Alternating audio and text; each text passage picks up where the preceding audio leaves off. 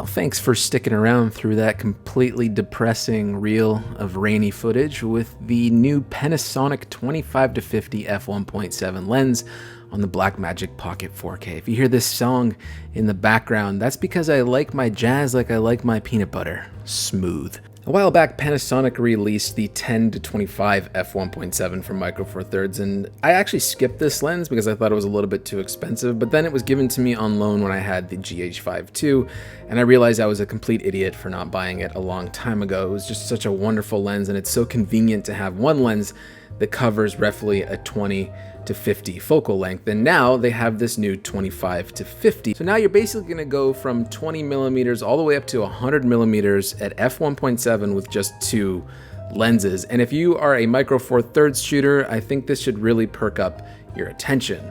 I kind of feel like this 25-50 along with the 10-25 is a bit of a Hail Mary pass from Panasonic from Micro Four Thirds. I'm a little bit hesitant towards the future of Micro Four Thirds until we see that GH6, but we all know that the Pocket 4K is a fantastic cinema camera for the money, and so now that we have two native lenses for this format that are this good and cover this much versatility in terms of their focal length and having such a great fast aperture that is also constant between the entire zoom range, it really seems like Panasonic's trying to say these are the only two lenses you will ever need for Micro Four Thirds, and I think they're right.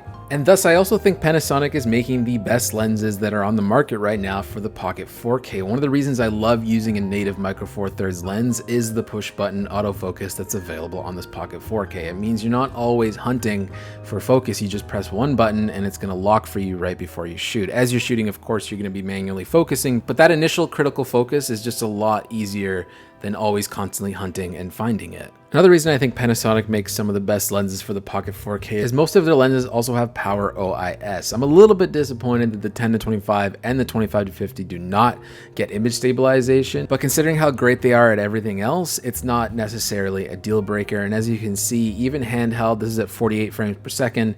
It's not crazy micro jittery considering the focal length because it does have some heft and weight to the lens itself for your rig. It just would have been nice to see OIS with these lenses too. Speaking of heft and weight though, these lenses are magnificently built, and I do not usually say magnificently because it's kind of a weird word, but they are very well built lenses. We're gonna get weather sealing on these suckers. They're made of metal. Everything just feels premium and pricey because these lenses are also not cheap.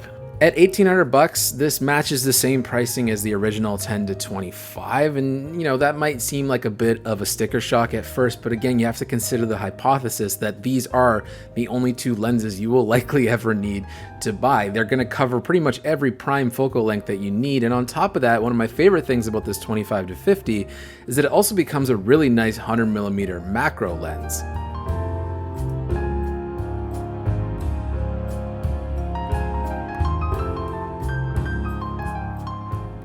Lastly, what I also love about this lens is this focus clutch mechanism, which reveals the actual measurements for your manual focus. And of course, this is also a declicked aperture. Much like a cinema lens, you can quickly change your aperture from bright to dark easily and smoothly. So here's the deal. If you're a Micro Four Thirds shooter, and even more specifically a Blackmagic Pocket 4K shooter, I think this 10-25 and this 25-50 is a wonderful combination of two lenses, and the only two lenses you'll probably ever need for this system for the foreseeable future. And I'm just really glad Panasonic has given us these two lenses to last pretty much indefinitely at this point. And I'm really excited to shoot more with the Pocket 4K and even the new GH6 when that comes out with these lenses, but it's nice to know that Micro Four Thirds still has a future on the horizon. If you have any questions about the Lumix 25-50 or even the older 10-25, or if you just want to talk about smooth jazz, let me know in the comments and we'll have a little conversation about it. Otherwise, my name is Tomasso, and you will see or hear me next time I feel like making a video. Cheers.